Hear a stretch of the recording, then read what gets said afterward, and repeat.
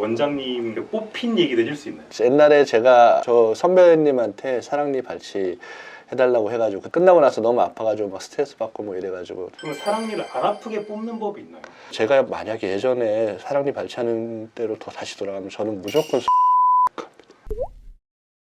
사랑니라는 거는 원래 이제 사람이 8개 위쪽에 16개 아래쪽에 16개. 근데 우리가 흔히 쓰는 거는 앞니, 두 번째 이, 송곳니, 작은 어금니 2개, 큰 어금니 2개 이렇게 7개 28개를 쓰는데 안 나는 사람들이 있는데 8번째가 사랑니.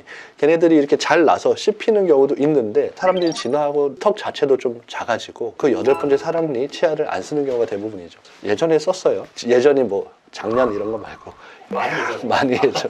턱이 작아지면서 그 사랑니가 있을 공간이 부족해지니까 옆으로 나기도 하고 뒤로 나기도 하고 걔네들이 실제로 거기서 이제 잇몸들이나 이런 거에 덮여서 사용을 못하니까 이제 발치를 하게 되는 거죠. 원장님 지금까지 사랑니 몇 개 정도 뽑으셨나요? 저희 뭐 홈페이지나 이런 데는 5,000개 정도 발치했다고 10몇 년 넘게 사랑니 계속 발치를 많이 했으니까 그 이상 하지 않았을까 싶어요. 그러니까 일반적으로 5,000개면 많이 뽑은 편인가요? 지금? 아무래도 과가 공학과다 보니까 수련하면서도 매일매일 뽑아서 많이 뽑은 편일 거예요 아마. 아마? 네, 많이 뽑은 편입니다. 원장님 뽑힌 얘기도 해줄 수 있나요? 옛날에 제가 학교 다닐 땐가 아니면 수련회 할 땐가 저 선배님한테 사랑니 발치 해달라고 해가지고 그때 아파가지고 했는데 끝나고 나서 너무 아파가지고 막 스트레스 받고 뭐 이래가지고. 어떤 게 제일 무서웠나요? 일단은 마취하는 것부터가 아프고 사랑니 뽑으러 가는 길도 무섭고 누웠는데 초록색 포 있죠? 치과 가면 보이는 그 포가 내 얼굴에 덮어지는 순간 내 힘으로 할 수 있는 건 아무것도 없다. 그리고 이제 입을 벌렸는데 뭔가 주사기가 들어오고 그 안에서 막 물이 튀고 막 퉁탕퉁탕 소리 나고 하면 모든 게 그러니까 모든 기억 자체가 다 싫어요. 다 힘들었어요. 사탄의 사랑이라고 들어보셨나요? 그거 누가 뽑은 거예요? 이건 약간 난이도가 높은 사랑. 저거는 난이도 문제가 아니라 그거 상 줘야 되는 거 아니야? 이거 아니 뭐야 그거 오징어 아니야? 이게 악마의 사랑이에요. 네. 이게 사랑니를 낫다고 바로 뽑는 게 아니라 대부분 이제 끝까지 방치하다가 못 참으면 뽑잖아요. 그렇죠. 우리는 이제 환자들한테 그렇게 하면 안 된다. 미리 뽑아야지 안 아프고 옆에 치아에도 영향 안 가고 미리미리 해야 된다고 하지만 나도 아플 때 뽑았지. 근데 약간 그 경험이 있어가지고 그럼 일부러 더 빠르고 안 아프게 뽑으시려고 좀 하는 거예요. 사실 이제 외과 의사들은 기본적으로 본인의 수술 실력을 내가 빠르게 뭔가를 깔끔하게 해낼 수 있다 이런 거에 대해서 굉장히 자부심을 느끼거든요. 아시겠지만 뭔가 내가 무섭고 힘든 일을 할 때 환자에게 있어서는 딱 2가지. 마취가 잘 돼서 안 아팠으면 좋겠다. 빨리 끝났으면 좋겠다. 선생님은 되게 착하고 너무 좋아. 성격도 좋고. 근데 빨리 안 끝나.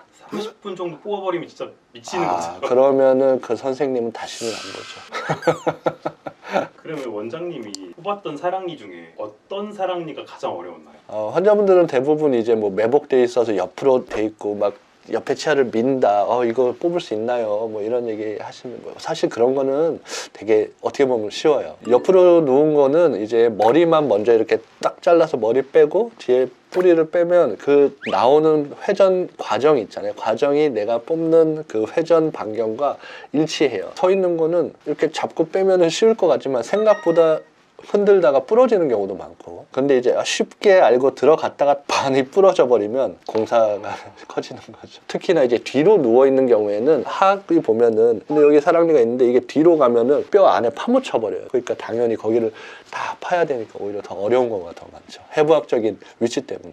이게 신경을 건드려 가지고 감각이 막 무뎌질 수 있는데 제가 사랑니 뽑을 때 동의서 같은 걸 쓰더라고요. 맞아요. 책임 없다. 책임 없다. 그런 느낌이었던 것 같아요. 아니야. 책임은 없지 않아. 책임이 있다. 근데 그 사랑니를 뽑을 때 실제로 좀 이렇게 신경이 마비되거나 그런 경우가 좀 많나요? 사랑니가 올라오면서 그 신경을 좀 건드린다거나 이렇게 해서 많지는 않지만 있죠. 신경과 가까이 있는 사랑니 뽑을 때는 파노라마 2차원 사진만 보는 게 아니라 3차원적으로 CT를 봐서 우리가 머릿속으로 내가 이렇게 회전을 해서 뽑았을 때 신경을 안 건드리고 이런 식으로 나오겠다 이런 걸 이제 생각하고 들어 들어가는 경우가 이제 있죠. 그럼 사랑니를 안 아프게 뽑는 법이 있나요? 제가 워낙에 고생해서 사랑니 뽑고 힘들어하고 제가 겁이 많잖아요. 겁이 많아서 그때 내가 고생을 너무 많이 했으니까 통증 조절, 불안감 조절 그 두 개가 제일 중요하다고 생각하거든요. 그래서 저는 이제 환자분들 사랑니 발치하러 오시면 의사 선생님이 성격이 원래 저런가 싶을 정도로 조금 편안하게 해드립니다. 그냥 이렇게 웃으면서 뭐 장난도 좀 치고 불안하면 더 많이 긴장하고 아프고 이러니까 맞아요. 그래서 그 긴장을 풀어준 다음에 마취는 보통은 저는 많이 합니다. 앰플을 조금 많이 써서 하여튼 최대한 환자분들이 수술 중에는 안 아플 수 있도록 한 다음에 저는 권하기로는 국소 마취보다는 수면 마취로 사랑니 하는 걸 굉장히 권합니다. 수면 마취 같은 경우는 이제 그런 불안감이나 통증, 기억 이런 것들이 완전히 그냥 없어지거든요. 제가 만약에 예전에 사랑니 발치하는 때로 다시 돌아가면 저는 무조건 수면 마취로 할 겁니다. 그 사랑니 발치 후에 약간 네. 주의해야 될 부분이 있나요? 제가 그냥 루틴으로 얘기하는 거는 이제 꺼즈 제가 물려드린 거 2시간 동안 물고 계시고 약 잘 드세요. 아프면 안 되니까 이렇게 얘기를 합니다. 근데 그 약이라는 게 어떤 약 말씀하시는 거예요? 보통 예방적으로 항생제 먹고 진통 소염제 먹고 뭐 이렇게 하는데 흔히 아시는 뭐 타이레놀 같은 거 있잖아요. 뭐 그런 것도 먹고 하죠. 그런데 타이레놀에 대한 진통 효과보다 좀 더 센 엔세이드 계통의 약을 제가 이제 처방을 해주는데 그거를 먹고 그래도 아프면 타이레놀을 추가로 먹어도 된다. 보통 이렇게 설명을 드립니다. 네, 그 다음에는 사랑니 발치하고 붓잖아요. 붓지 말라고 얼음찜질. 얼음찜질이라는 게 붓지 않게 하는 것도 있지만 약간의 진통 효과도 있어요. 마취를 시켜서. 그래서 얼음찜질을 하고 당연히 뭐 술, 담배는 금지. 술, 담배를 얼마 동안 금지를 해야 되는 건가요? 다시 아물고 좀 회복이 되고 하려면 2주 정도는 안 드셔야 되지 않을까 싶고요. 담배 같은 경우에는 진짜 피다가 큰일 나는 경우가 있습니다. 담배 그리고 갑자기 격렬한 운동을 하면서 막 구호흡을 한다거나 그러면 입안에 압력이 막 생기고 건조해지면서 이 사랑니 위에 있던 피딱지가 떨어지면 건조화라고 드라이 소켓이라고 그거 오면은 죽습니다.